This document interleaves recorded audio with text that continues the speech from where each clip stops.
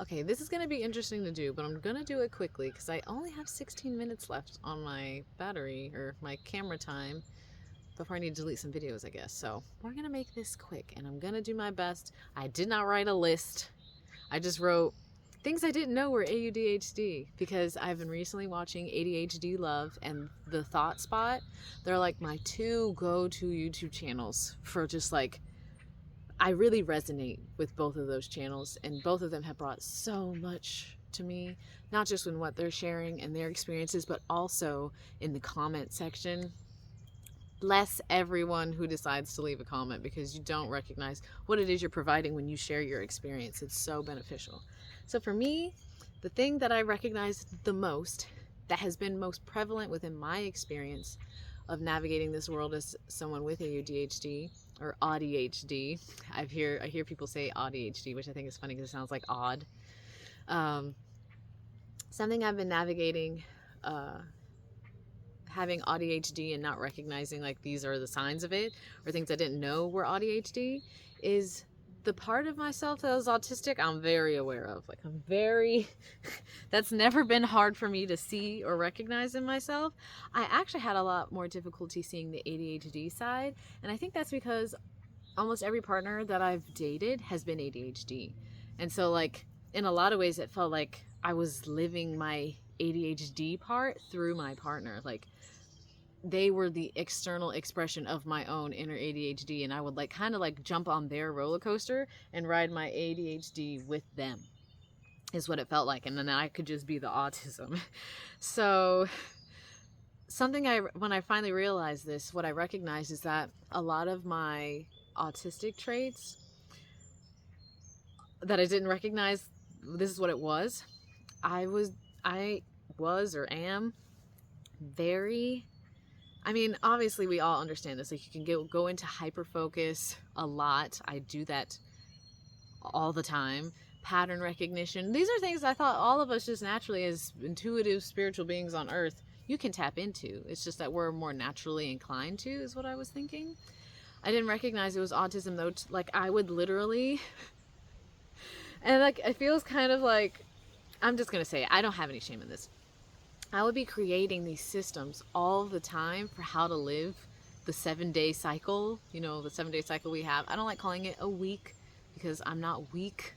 I like semana because it's Spanish, I'm Puerto Rican, but every 7-day cycle I was like trying to find this, like I just felt like I knew that there was this perfect pattern I could create to streamline and optimize my life to reduce like the fatigue that comes with making a bunch of decisions every day, by like streamlining a bunch of decisions every day, by creating a system 7 days a week that would basically satisfy the needs of that 7-day cycle every 7-day cycle.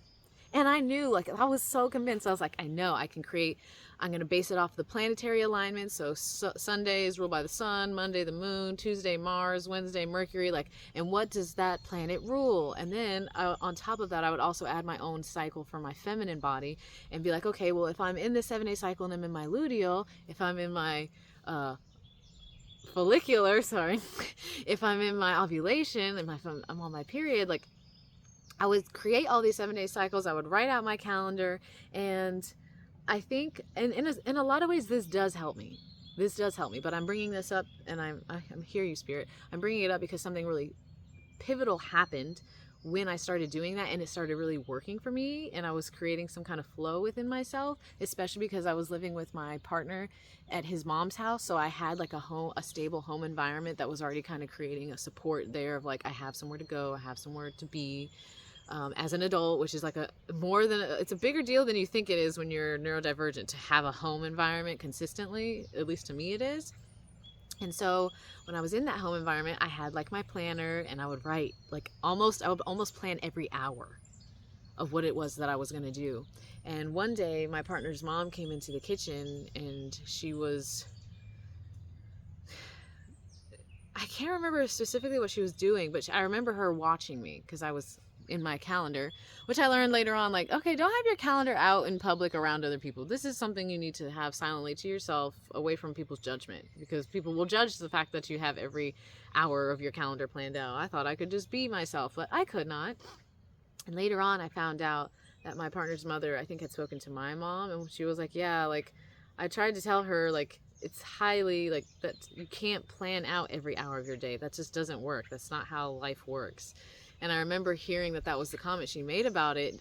Did bring a lot of shame. It did bring a lot of, like, doubt into, like, wait, is this not how, like, what, wait, what? That's too much? Like, and because she had a house, she had a job, she had money, those were the things I determined were the measures of success for a human. I'm like, oh, well, she must be right then, because she has a job, a house, and money. And I want a job and a house and money, so I don't need to plan my schedule this intensely anymore. And I really kind of let it go for fear of judgment and for thinking that I was doing something incorrectly, which threw off the whole system. Instead of like having a well-oiled machine with that schedule, taking some of those core parts out of my schedule was like throwing a wrench in it. Like, it was the opposite for me. Like, whatever someone's like telling you to do as a neurodivergent person, I almost want to guarantee you that doing the opposite is actually better for you, except for maybe brushing and flossing and stuff like that. But anyway, so I didn't recognize that, like, all of my hyper focus on structure and routine and like having things a certain way and the like things I had done since childhood, and like my like brain just wanting to, like, I can go into a room and I can just see how to move every piece of furniture and each little part and organize it and move things. Like, there's almost like when I go into a room, it's like a puzzle that's not done yet. And as I move pieces, the room that is a puzzle becomes complete when I move all these certain things a certain way. And just like moving certain things creates that room as a finished puzzle piece, and it just clicks. That's something I've always been able to do, and something I've always felt good doing and brings me comfort and peace to do. And it feels good to my body and to my system to have a clean, organized, puzzle perfect space. But that changes, and sometimes I would feel like, okay, the energy needs to change this season, and then I'd move the bed this way and then move this way and put this over here, and like that felt good to me, and like I enjoyed doing that. I felt really regulated doing that. But what I didn't recognize is like the ADHD side of me would often find like a new system, a new thing I had learned that I wanted to implement. There was just always we're always learning new information. There's always something new that we can like gain and learn from and find value in that I also wanted to implement. So then I would change the routine again. I would change the pattern again. And there's nothing wrong with change. There's nothing wrong with changing your routine. I'm not trying to create any shame around that. There's nothing wrong with creating a new structure. There's nothing wrong with implementing new things into that. But a lot of times I would struggle to keep that routine.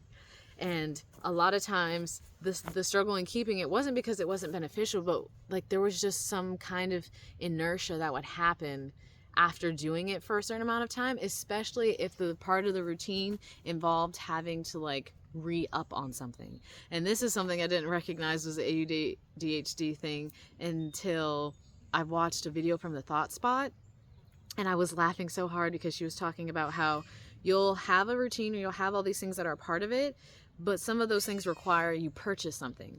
And then when you get to like the end of that thing, there's like a small little amount left, and then like you'd stop using it, but you don't buy anymore.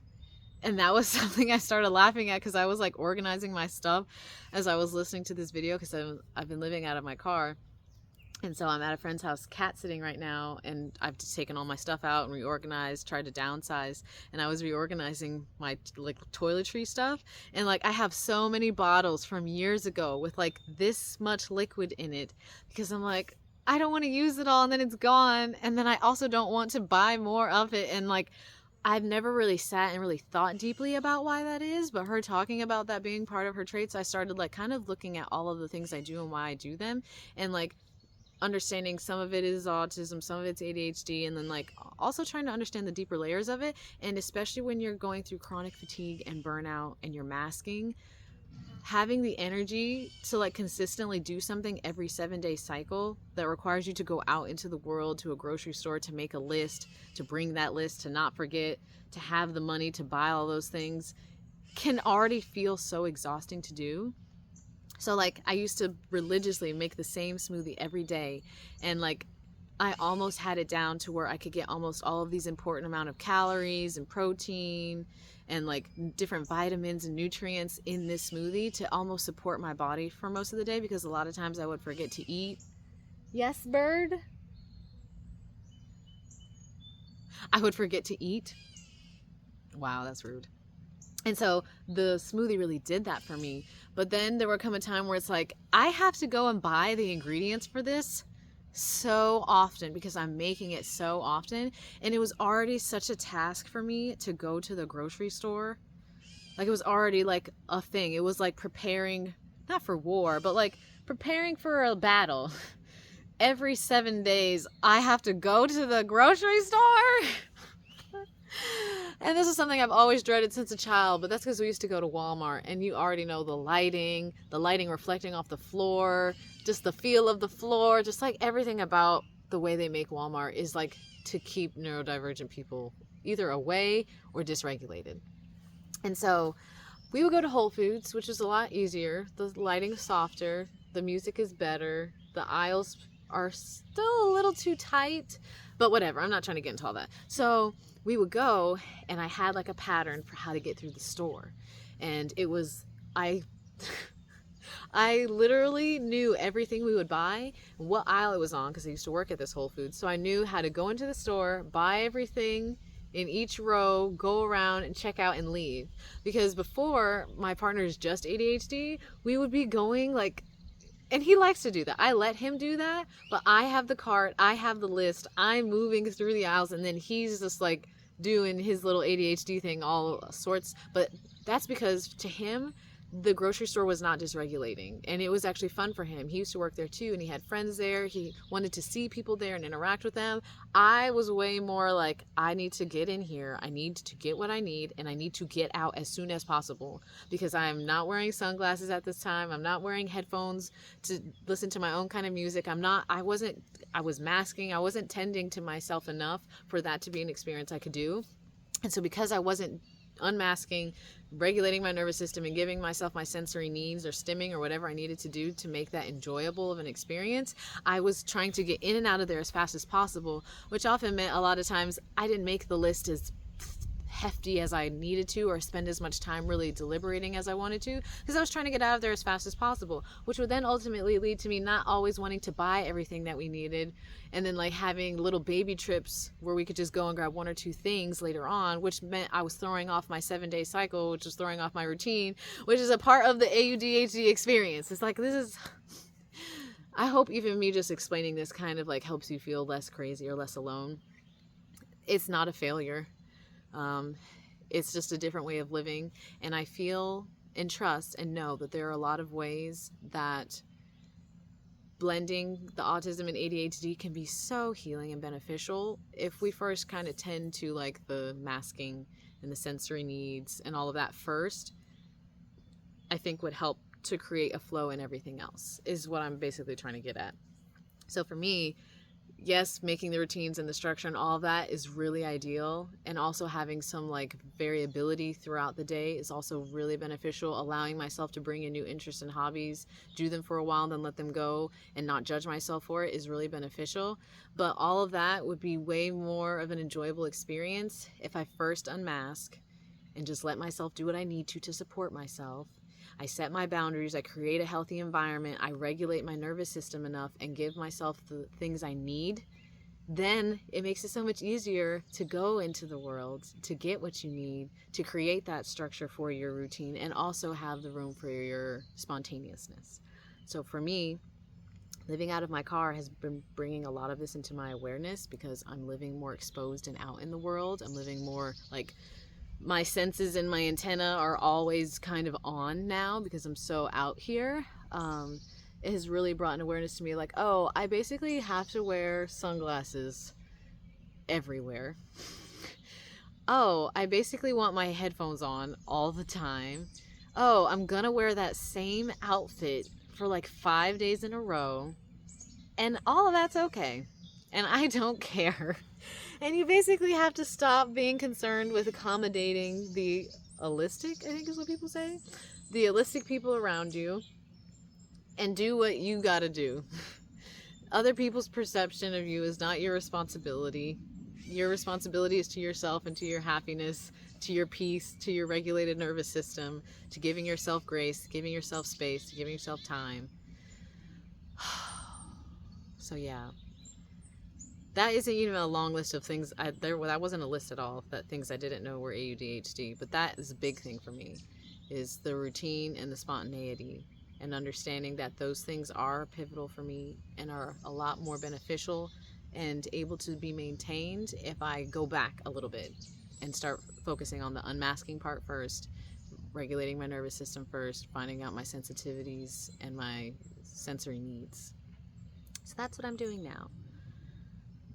That's probably not really like a, maybe I'll retitle the video not things I didn't know were AuDHD, but like this AuDHD trait has been really, really pivotal for me. And I am creating new structures and routines, and I'm allowing them to change when they need to. I'm allowing to update them. And for me, I do like to live seasonally. I'm really interested, well, not interested, I'm very invested in astrology, and have spent like 10 years learning astrology. So I do like to live by the astrological movements. I do like to move by the wheel of the year and the Sabbats in that. That really helps to live more in connection with the earth and the seasons. I have 54 seconds until I don't have any more space. So thank you so much for listening and receiving this. Hopefully you feel more supported and less alone by me sharing this. Please feel free to leave any comments, questions, or anything like that below. Thank you for your support, and thank you for listening and holding a space for me through my journey. As always, I am sending you peace, and I'm sending you love.